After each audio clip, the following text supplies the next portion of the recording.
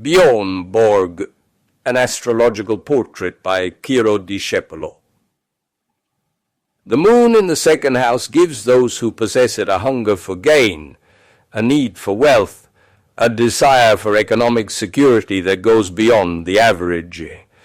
Anyone who also has the aforementioned planet in Taurus in their birth chart is the former multiplied by 2. If this moon is also opposed to Saturn, then the desire becomes a neurotic need, an oral complex. When all three elements coexist in the same astral picture, then it means that this is the horoscope of King Midas, Björn Borg precisely. Just like his ideal ancestor from Greek mythology, the Swedish racket champion also manages to turn everything he touches into gold, with a formula. He is 1 meter and 80 centimeters tall, and many advertising messages can be inserted into 1800 millimeters. We thus have an anatomical financial map of the 25-year-old tennis super champion.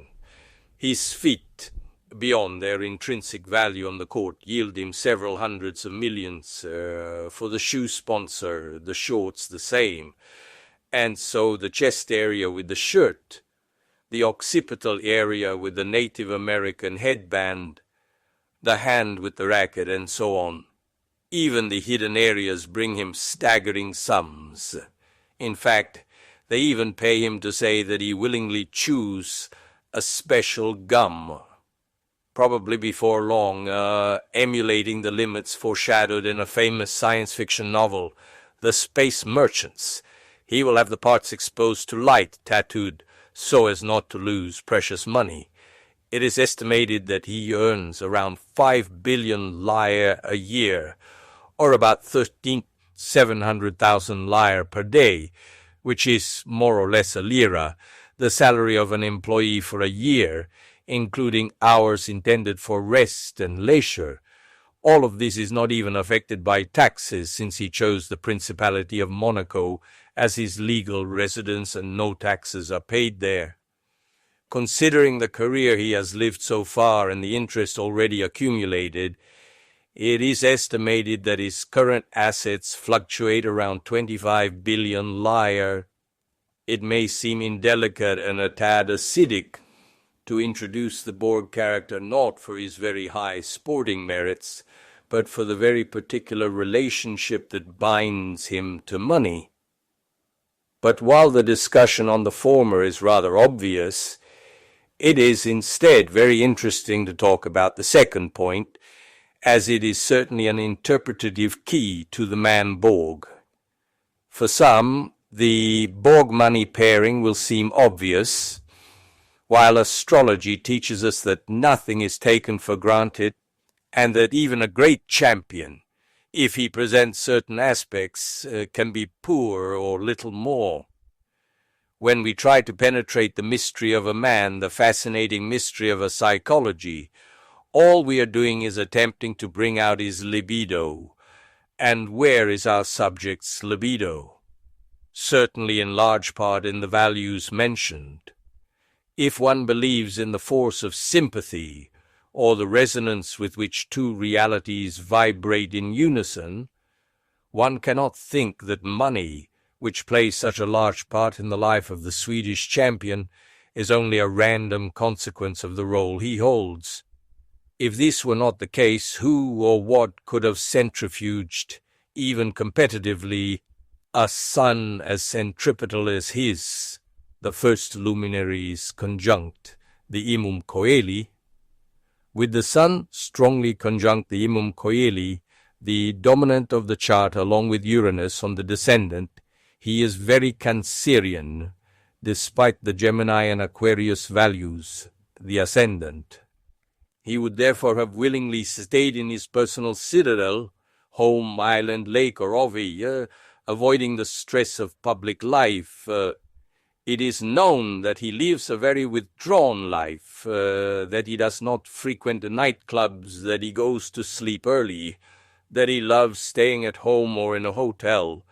In short, like a pure Cancer. Therefore, a lot of libido and very well directed, was needed to involve him to such an extent? Surely the moon, as it is placed in the natal sky, played a major role in this regard. Then there is Mars in the first house in Pisces and strongly aspected from every corner.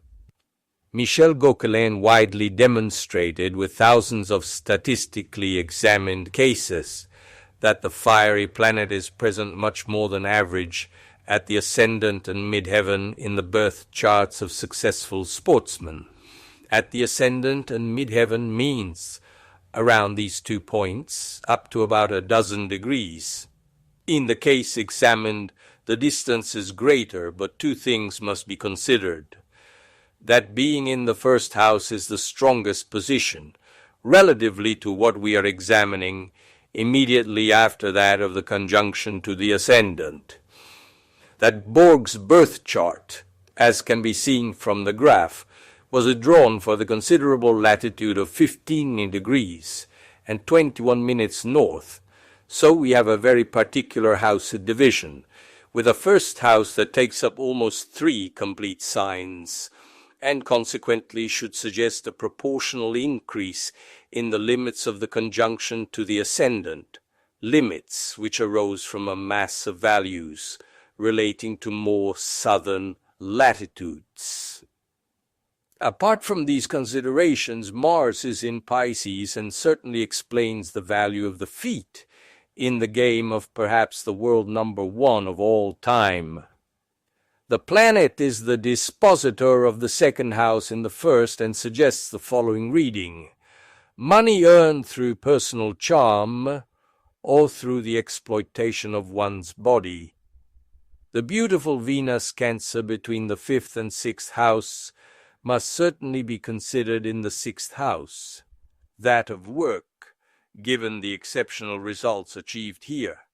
Furthermore, the dispositor of the 5th is in the 2nd. Relationship between play and money. Speaking of the Scandinavia champion, one cannot omit to comment on his way of playing. It is essentially based on 3 points: the great mobility and intuition with which he begins to move towards the ball when it has not yet been touched by the opponent, the baseline game, and the 2-handed racket grip. Mercury in Gemini, in the 3rd house, aspecting Mars and many other points of the chart, eloquently explains the speed with which he moves on the court.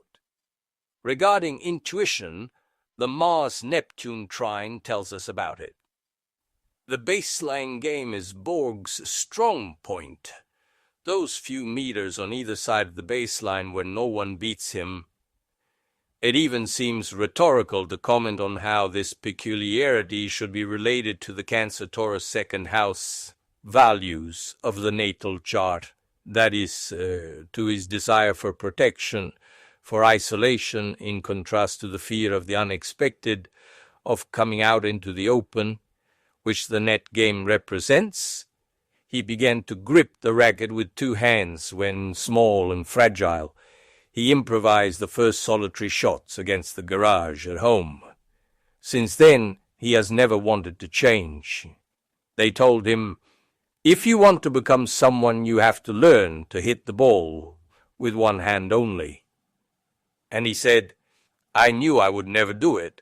The truth is that I am a very stubborn person. When I was hitting, I felt it was fine like that. And I kept repeating to myself that flair and personality in the game are very important. How can one fail to recognize the Taurus values in these few words? The dominant Sun and Mars in the first are the basis of his strong personality, which, combined with the Taurus stubbornness and Cancerian tenacity, make him snatch victories over opponents with will even before the game. He is now a tennis legend, having won 5 consecutive Wimbledons, having won in 1979 94% of the matches played, holding an exceptional serve. He hits 95% of first balls, having collected thousands of prizes. He has only one concern, never having managed to win the U.S. Open Championships. He was in fact beaten in 76 and 78 by Connors, and in 1980 by McEnroe. Lately his form has dropped a little, and above all, the number of matches played per year has decreased significantly. Some attribute the decline to his newly married status. Gossip aside, the reason for the decline lies much more clearly in a drop in form, which can also be recorded through the horoscope. In recent months, the most significant transits include those of Jupiter and Saturn square to natal Venus, and the other of Uranus over radical Saturn, aspecting quite a few planets, including Mars at 90 degrees. This is certainly enough to indicate the current crisis, if not worse. A period of great popularity will instead arrive for him in 1983, and if he hasn't won them before, the US Opens could finally be his. One more victory, one less victory, one more billion, one less billion, are always very relative arguments of a general situation, which has practically always been exceptional